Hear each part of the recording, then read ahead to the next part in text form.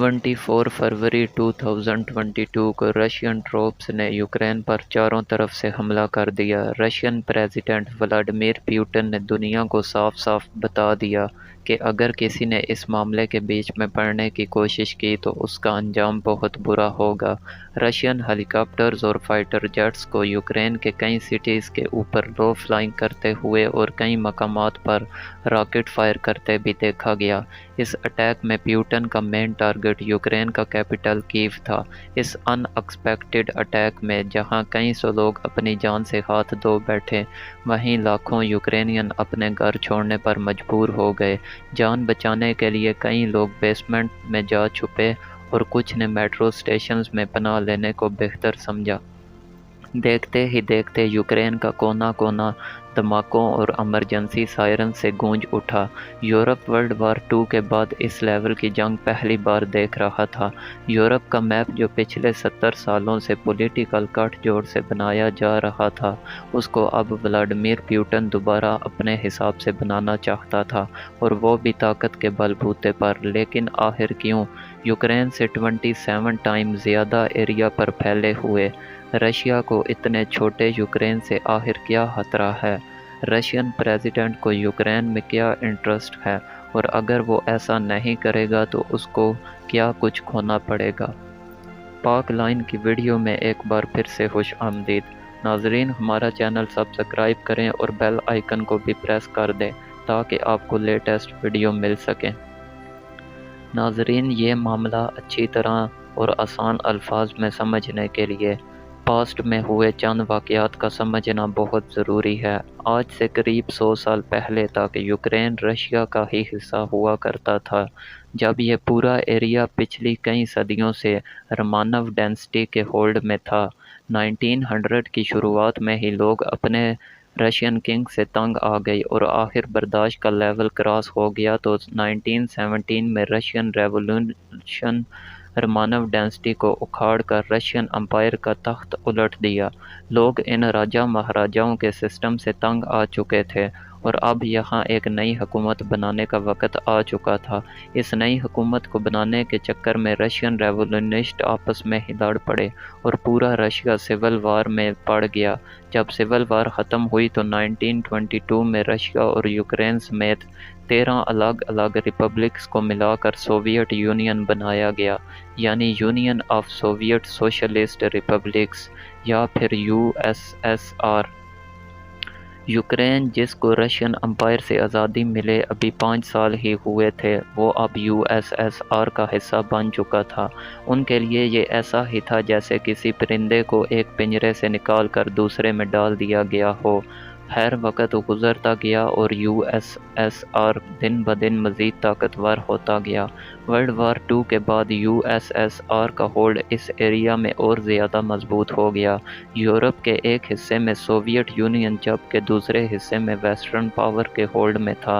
Western union में Canada और UK समेत अमेरिका भी शामिल हो गया था। वर्ल्ड वार II तो ख़त्म हो चुकी थी, लेकिन यूनाइटेड स्टेट्स और सोवियत यूनियन के दरमियान पॉलिटिकल दुश्मनी अंदर ही अंदर चलती रही, और इस दुश्मनी का सबसे बड़ा रीज़न इन दोनों पावर्स के दरमियान बहुत इम्पोर्टेंस डिफरेंस था। वो डिफरेंस था कि सोवियत यूनियन ने अपनी साइड में कम्युनिस्ट गवर्नमेंट बना रखी थी, यानी कंट्रीज़ में जितना भी बिज़नेस या ट्रेड होगा वो किसी एक शख्स के हाथ में नहीं दिया जाएगा, बल्कि हर शख्स को उसकी ज़रूरत के हिसाब से शेयर दिया जाता था। जबकि यूनाइटेड स्टेट्स का साथ देने वाली कंट्रीज़ में कैपिटलिस्ट सिस्टम चल रहा था, जिसमें कोई प्राइवेट इंडिविजुअल या कंपनी अपना बिजनेस कर के जितना चाहे प्रॉफिट जनरेट कर सकती थी। अब मसला ये था कि अमेरिका चाहता था पूरी दुनिया में हमारा सिस्टम लागू हो, जबकि सोवियत यूनियन चाहता था कि पूरी दुनिया में कम्युनिज़्म का होल्ड हो। इसी इख्तलाफ की वजह से इन दोनों पावर्स के दरमियान कोल्ड वार स्टार्ट हो गई। इस जंग में वेपन्स और फोर्स का इस्तेमाल तो नहीं हुआ, लेकिन अंदर ही अंदर सोवियत यूनियन और अमेरिकन पावर्स एक दूसरे पे पॉलिटिकल हमले करते गए। मामला इतना बढ़ गया कि दोनों पावर्स को अपने मिलिट्री अलायंस और ज़्यादा मजबूत करने पड़े। 1949 में अमेरिका को सपोर्ट करने वाली कंट्रीज़ ने नॉर्थ अटलांटिक ऑर्गेनाइजेशन यानी NATO बनाई, جس میں یہ طے پایا کہ نیٹو میں شامل کسی بھی کنٹری پہ اگر حملہ ہوا تو باقی ساری نیٹو کنٹریز مل کر اس کا مقابلہ کریں گی۔ نیٹو کا بننا سوویت یونین کے لیے خطرناک تھا، کیونکہ اگر ساری نیٹو کنٹریز ایک دوسرے کو ڈیفینڈ کر سکتی ہیں تو وہ ساری مل کر سوویت یونین پر حملہ بھی کر سکتی ہیں۔ جب سوویت یونین نے نیٹو کی یہ پاور دیکھی تو انہوں نے بھی آپس میں کچھ ایسا ہی پیکٹ سائن کیا، جس کو وارساؤ پیکٹ کا نام دیا گیا۔ ان دونوں پاورز نے آپس میں ایک دوسرے کو بچانے کے لیے آرگنائزیشن تو بنا لی، لیکن اندر ہی اندر کولڈ وار ابھی بھی چلتی رہی، کیونکہ آخرکار دونوں کی آئیڈیالوجی میں اتنا زیادہ فرق جو تھا۔ پورے 42 ایئرز کے بعد یہ کولڈ وار ایسے ہی چلتی رہی، جس میں دونوں پاورز کا ٹارگٹ ایک دوسرے کو کمزور کرنا تھا۔ آخرکار ایک سائیڈ کو کمزور ہونا ہی پڑا۔ 1991 میں یوکرین جیسی ریپبلکس نے خود کو سوویت یونین سے الگ کرنے کا مطالبہ کر دیا، یعنی USSR میں شامل الگ الگ ریپبلکس اب آزاد ملک بننا چاہتی تھیں۔ 15 ریپبلکس کو ملا کر بنایا جانے والا سوویت یونین اب 15 الگ الگ انڈیپینڈنٹ کنٹری میں بٹ گیا، اور اس طرح اس کے ساتھ ان کا بنایا ہوا وارساؤ پیکٹ بھی بھاپ بن کر اڑ گیا۔ یوکرین آخرکار ایک بار پھر سے آزاد ملک بننے میں کامیاب ہو گیا۔ سوویت یونین سے آزادی پانے والی کنٹری اب اپنے فیصلے خود کر سکتی تھی، لہٰذا سب سے پہلے انہوں نے اپنے اوپر تھوپی گئی کمیونسٹ گورنمنٹ کو اٹھا پھینکا۔ رشیا جو پہلے سوویت یونین کی وجہ سے کافی اسٹرانگ تھا، وہ اب دنیا کی نظر میں کمزور پڑ چکا تھا۔ دوسری سائیڈ پہ کولڈ وار ختم ہونے کے باوجود بھی ویسٹرن پاور الائنس ٹس سے مس نہ ہوئیں، بلکہ ان کی طاقت میں مزید اضافہ ہی ہوتا گیا۔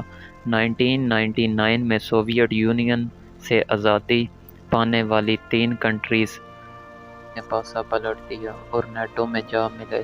نیٹو میں شامل ہونے کا ٹرینڈ دن بدن مزید بڑھتا گیا، اور 2004 میں 7 اور کنٹریز نے نیٹو کو جوائن کر لیا، یعنی جو ریپبلکس پہلے رشیا کا ساتھ دے رہی تھیں وہ اب نیٹو کے الائنس کا حصہ بن گئے، اور یہ وہ وقت تھا جب پہلی بار رشیا کا بارڈر نیٹو کے ساتھ فیس ٹو فیس آ چکا تھا۔ اب صرف 3 کنٹریز ہی بچی تھیں جنہوں نے نیٹو کو جوائن نہیں کیا: بیلاروس، یوکرائن، جارجیا۔ ان میں سے یوکرائن اور جارجیا کافی عرصے سے نیٹو کو جوائن کرنا چاہتی تھیں، لیکن یہ بات رشیا کو ہضم نہ ہوئی۔ رشیا نے اسی وقت خطرہ بانپ لیا، اور اگر یہ دونوں کنٹریز بھی نیٹو سے جا ملی تو اس کا بلیک سی پہ جانے کا ایکسیس کسی بھی وقت روکا جا سکتا ہے۔ ناظرین، یہاں آپ کو بتاتے چلیں کہ US اور سعودی عربیہ کے بعد رشیا دنیا کا تیسرا بڑا ملک ہے جو آئل اور گیس پروڈیوس کر کے انٹرنیشنل مارکیٹ میں بلیک سی کے ذریعے ہی ایکسپورٹ کرتا ہے، اور یہی وجہ تھی کہ رشیا یوکرین اور جارجیا کے نیٹو میں شمولیت کو اپوز کر رہا تھا، لیکن یوکرین کے نیٹو میں شامل ہونے کی خواہش پھر بھی جاری رہی۔ نہ صرف اتنا کہ 2013 میں یوکرین نے یورپین یونین میں شامل ہونے کی بھی خواہش کی۔ یاد رہے کہ اس وقت یوکرین کے پریزیڈنٹ پیٹرو پروزولنکی تھے، جن کو رشیا کا دوست اور کافی کرپٹ سمجھا جاتا تھا۔ عین اس ٹائم پر جب یورپین یونین کے ساتھ ڈیل سائن کرنے کا وقت آیا تو یوکرین کے پریزیڈنٹ نے رشیا سے بیل آؤٹ پیکج کے نام پر بھاری رقم لی اور یورپین یونین کے ساتھ ڈیل سائن کرنے سے انکار کر دیا، یہ کہہ کر کہ یوکرین رشیا کا ہر معاملے میں ساتھ دے گا۔ یہ کہا جائے کہ رشیا نے یوکرین پریزیڈنٹ کو یورپین یونین میں شامل نہ ہونے کے لیے برائب کیا تو یہ غلط نہیں ہوگا۔ جب یہ خبر میڈیا پر آئی تو یوکرین میں ہزاروں پروٹیسٹر سڑکوں پر نکل آئے، اور ان کا ایک ہی مطالبہ تھا کہ یوکرین کو یورپین یونین میں شامل کیا جائے۔ پروٹیسٹر کا پریشر دن بدن بڑھتا گیا اور آخرکار یوکرینین پریزیڈنٹ نے ان پر کریک ڈاؤن سٹارٹ کر دیا، جس میں 100 سے بھی زیادہ لوگ مارے گئے۔ یہ دیکھ کر پروٹیسٹرز اور زیادہ وائیولنٹ ہو گئے، اور معاملہ اس حد تک جا پہنچا کہ یوکرین پریزیڈنٹ کو اپنی پوسٹ چھوڑ کر رشیا بھاگنا پڑا۔ प्रेसिडेंट का भाग जाना जहां प्रोटेस्टर के लिए जीत का मुकाम था, वहीं प्यूटन ने इसको अपनी हार मान रहा था, लिहाजा प्यूटन ने ताकत का इस्तेमाल करना शुरू कर दिया। सबसे पहले रशियन आर्मी ने ब्लैक सी में फैले हुए यूक्रेनियन कंट्रोल्ड पेनिनसुला पर कब्जा किया। उसके बाद रशिया बॉर्डर से लगे यूक्रेन के दो रीजन्स डोनेट्स्क और लुहांस्क पर सेपरेटिस्ट की मदद से कब्जा जमाया। रशिया ने सेपरेटिस्ट ग्रुप को खूब जमकर मदद की, जिन्होंने इन दोनों रीजन्स को यूक्रेन से अलग करने की डिमांड कर डाली। पूरे 8 सालों तक इन दोनों रीजन्स में बहुत खून रेजी हुई, जिसमें 14,000 से भी ज़्यादा लोग मारे गए, जबकि 20 लाख यूक्रेनियन ये रीजन छोड़ने पर मजबूर हो गए। असल में डोनेट्स्क और लुहांस्क के यूक्रेन से आज़ादी इस तरह से प्यूटन के हक में थी, और यही वजह थी कि प्यूटन इनको भरपूर सपोर्ट कर रहा था। नवंबर 2021 में प्यूटन के इरादे खुलकर सामने आ गए। सैटेलाइट इमेज में देखा गया कि लाखों रशियन ट्रूप्स को यूक्रेन के बॉर्डर पे मूव कर दिया गया है, और इसके कुछ ही हफ्तों के बाद प्यूटन ने अपनी डिमांड से ज़ाहिर कर डाली।